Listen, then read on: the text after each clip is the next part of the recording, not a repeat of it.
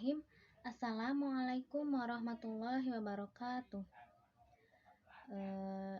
Di video kali ini saya akan menjelaskan materi tentang dasar-dasar teoretis pengajaran bahasa. Dasar-dasar teoretis pengajaran bahasa ini terbagi menjadi 3 macam. Yang pertama yaitu dasar-dasar ilmu jiwa, yang kedua kebahasaan, dan yang ketiga kependidikan. Selanjutnya itu akan dijelaskan yang pertama teori ilmu jiwa. Teori ilmu jiwa ini dalam bahasa Arab yaitu teori ilmu jiwa, ilmu al-nafis atau psikologi, terbagi ke dalam 2 bagian yaitu internal dan eksternal.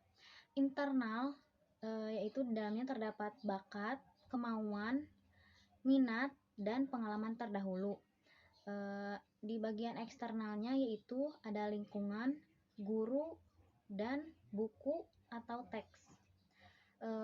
Untuk mengetahui faktor atau dominan yang paling berpengaruh dalam ditelusuri dalam 2 mazhab, yaitu mazhab behaviorisme dan mazhab kognitif. Selanjutnya akan dijelaskan tentang mazhab behaviorisme. Pelopor mazhab behaviorisme ini adalah ilmuwan Rusia yang bernama Pavlov pada tahun 1849 sampai 1939. Yang masyhur dengan teorinya yaitu menghubungkan stimulus primer atau makanan dan stimulus sekunder atau nyala lampu dan bunyi lonceng dengan respon keluarnya air liur hewan yaitu anjing yang dijadikan sebagai hewan percobaannya. Air liur anjing ini pada saat lampu menyala meskipun tanpa ada makanan.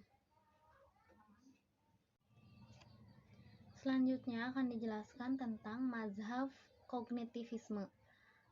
Mazhab ini menegaskan pentingnya keaktifan pembelajar. Pembelajarlah yang harus menentukan proses pembelajaran. Menurut pandangan ini, seseorang ketika menerima stimulus dari lingkungannya, dia melakukan pemilihan sesuai dengan minat dan keperluannya.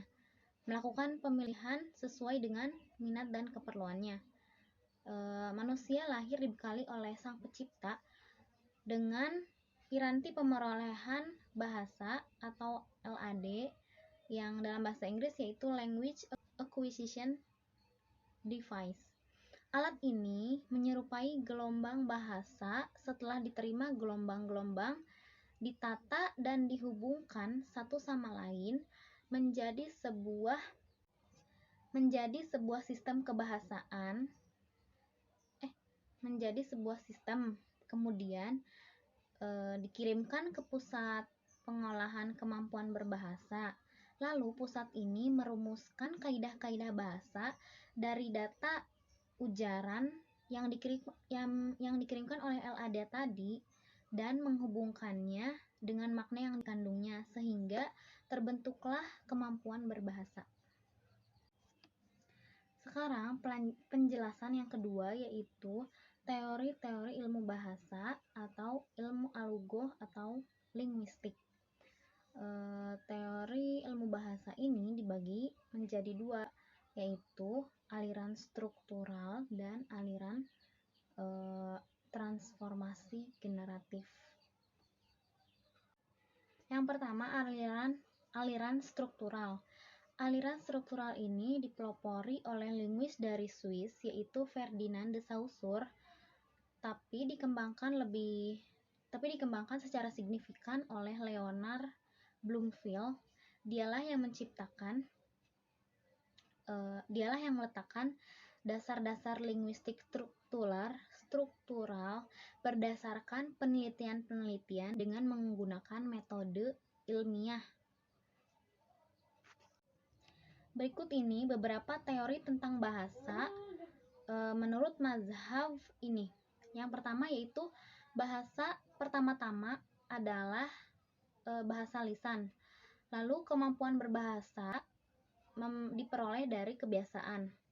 Dan semua bahasa yang hidup dan berkembang mengikuti perubahan zaman, terutama karena terjadinya kontak dengan bahasa lain. Selanjutnya, aliran generatif transformasi. Aliran generatif transformasi ini tokoh utamanya dari linguis Amerika yaitu Noam Chomsky yang dalam bukunya itu membedakan dua struktur, yaitu struktur dalam dan struktur luar. Adapun teori-teori yang berbeda atau berseberangan antara teori struktural dan generatif transformasi. Yang pertama yaitu aliran struktural, kemampuan berbahasanya diperoleh melalui kebiasaan dengan latihan dan penguasaan. Sedangkan transformasi generatif, kemampuan berbahasanya ini adalah sebuah proses kreatif. Perbedaan yang kedua, dalam aliran struktural, perbedaan antara sistem bahasa satu dan lainnya.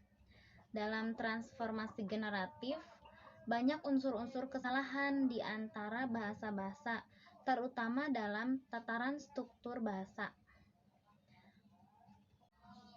Yang ketiga yaitu teori struktural. Teori struktural yang ketiga menganggap semua bahasa ini berkembang mengikuti perubahan zaman, sedangkan teori transformasi generatif ini menganggap perubahan hanya menyangkut struktur luarnya saja, sedangkan struktur dalamnya tetap menjadi dasar bagi setiap perkembangan yang terjadi. Berdasarkan teori-teori kebahasaan yang telah disebutkan tadi, sekarang akan menjelaskan tentang prinsip pengajaran bahasa, yaitu yang pertama dalam aliran struktural. Dalam aliran struktural ini jelaskan, sebagaimana dijelaskan tadi itu, karena kemampuan berbahasa ini diperoleh melalui kebiasaan, maka menghafal dan mengulang-ulang pelajaran itu harus diintensifkan. Dan karena bahasa lisan ini merupakan sumber utama bahasa. Lalu yang ketiga, harus diberikan perhatian yang besar kepada wujud luar dari bahasa, yaitu pengucapan yang benar, ejaan yang fasih, dan struktur yang benar dan sebagainya. Selanjutnya, beberapa prinsip mengenai pengajaran bahasa dalam aliran transformasi generatif. Yang pertama itu, karena kemampuan berbahasa adalah sebuah proses yang kreatif, maka pembelajar harus diberi kesempatan yang luas untuk mengkreasi ujaran-ujaran. Prinsip yang kedua yaitu pemilihan materi pengajaran tidak ditekankan pada hasil analisis kontrasif, melainkan pada kebutuhan komunikasi dan penguasaan fungsi bahasa. Lalu yang terakhir, kaidah nahu ini dapat diberikan sepanjang hal itu diperlukan oleh pembelajar sebagai landasan untuk dapat mengkreasi ujaran-ujaran sesuai dengan kebutuhan komunikasi. Mungkin cukup sekian penjelasan dari saya. Mohon maaf apabila banyak kesalahan. Wassalamualaikum warahmatullahi wabarakatuh.